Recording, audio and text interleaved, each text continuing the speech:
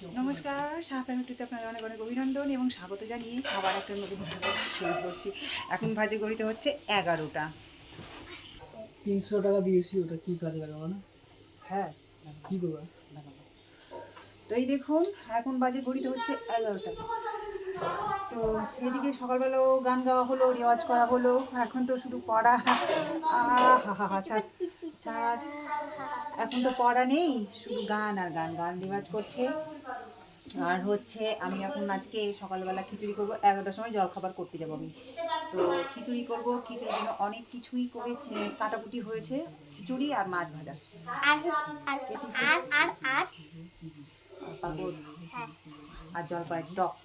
কি জলপাইয়ের টক মানে? তো ছাড় ছাড়, আমাকে ছাড় ছাড় না, ক্যামেরা কাঁপছে আমার সব।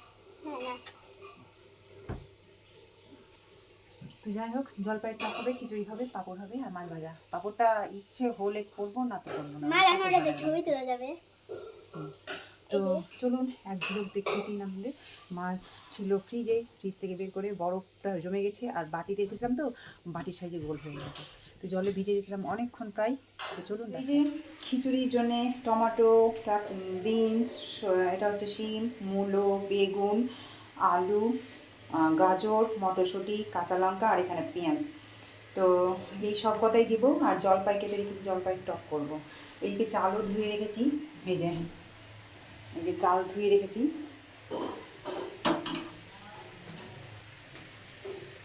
চালটা ধুয়ে রাখলাম।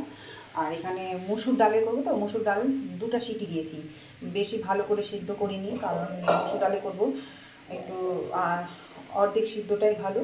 আর ডালটা আমি এখন দেবো না, পরে দেবো। তো একে একে সব দিয়ে দিই আমি। টমেটো, শিম, ক্যাপসিকাম, মূলো সব একসাথে দিয়ে দিই আর কি। পেঁয়াজও দিয়ে দেবো আমি।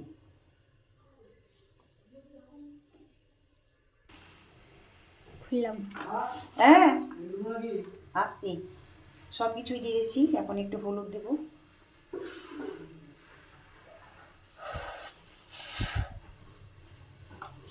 একটু মাখিয়ে নেবো আমি, হাঁড়িতেই মাখিয়ে নিলাম।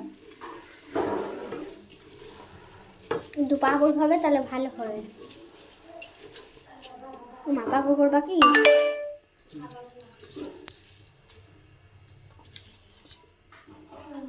মিম মিম দাদা। এই যে হাঁড়িতে জল দিয়ে আমি বসিয়ে দিলাম।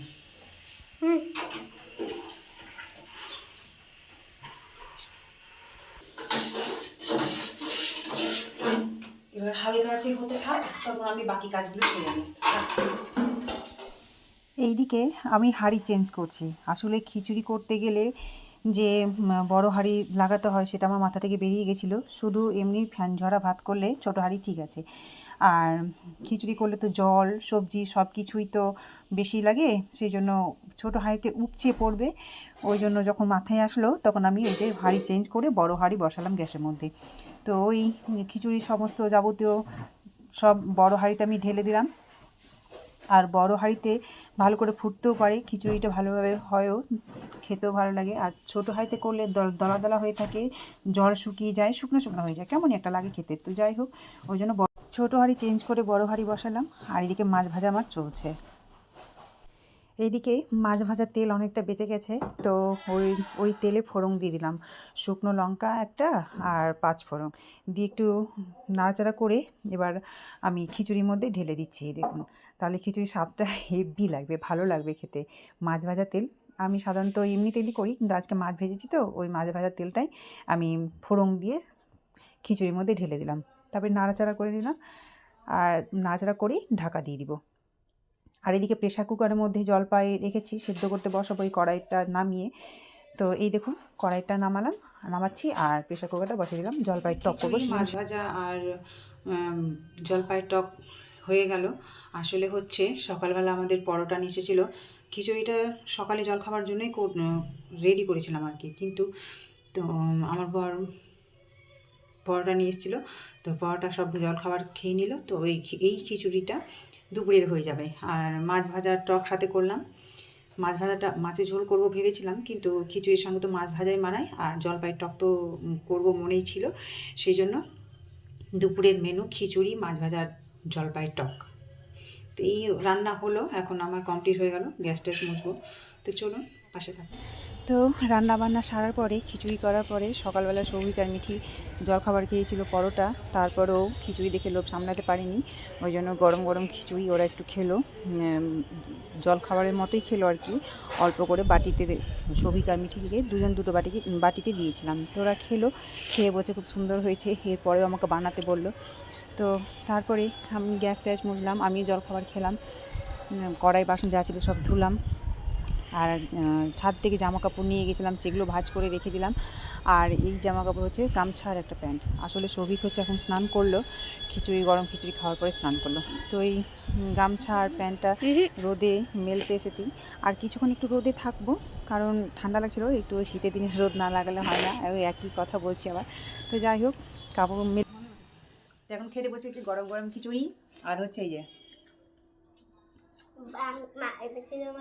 মাছ ভাজা, আলু ভাজা, জলপাইয়ের টক আর খিচুড়ি। এই তো খিচুড়ি খাচ্ছি, দারুণ স্বাদ হয়েছে। মুসুর ডাল দিয়ে করেছি, পেঁয়াজ দিয়েছি, তো ওই জন্য মনে হচ্ছে আরও স্বাদ লাগছে। আর হচ্ছে মাছ ভাজার তেলে ফোড়ন দিয়েছি, ওই জন্য ভালো লাগছে। এই যে খিচুড়ি, মাছ ভাজা, আলু ভাজা, টক, আর সাথে এক টুকরো মূলও নিয়েছি, শশা আছে যদিও, শশা নিইনি, শশা নিলাম না। আমার খেতে খুব ভালো লাগে। শুভ সন্ধ্যা। ঠান্ডা হয়ে গেল। আমার চাকে দিকে জিভ পুড়ে গেছে, আর ওর ঠান্ডা হয়ে গেছে। গরম গরম চায়ের সঙ্গে পাউরুটি আর মুড়ি। তো এই যে সন্ধ্যাবেলা আমাদের এখন ব্রেকফাস্ট হলো, সরি ব্রেকফাস্ট না, টিফিন হলো। তো এই যে ব্লগটা শেষ করার জন্যই ভিডিওটা করা। তো একটু বাদেই আবার ভাত বসাবো। তো ব্লগটা এখানে শেষ করছি। আপনারা ভালো থাকবেন, সুস্থ থাকবেন, আর এই ব্লগটা যদি ভালো লেগে থাকে অবশ্যই একটা লাইক, কমেন্ট, শেয়ার এবং সাবস্ক্রাইব করে দেবেন। তো আজকের মতো টাটা, আবার আগামীকাল একটা নতুন ব্লগ নিয়ে আসবো। তো আপনারা সবাই ভালো থাকবেন, সুস্থ থাকবেন, টাটা।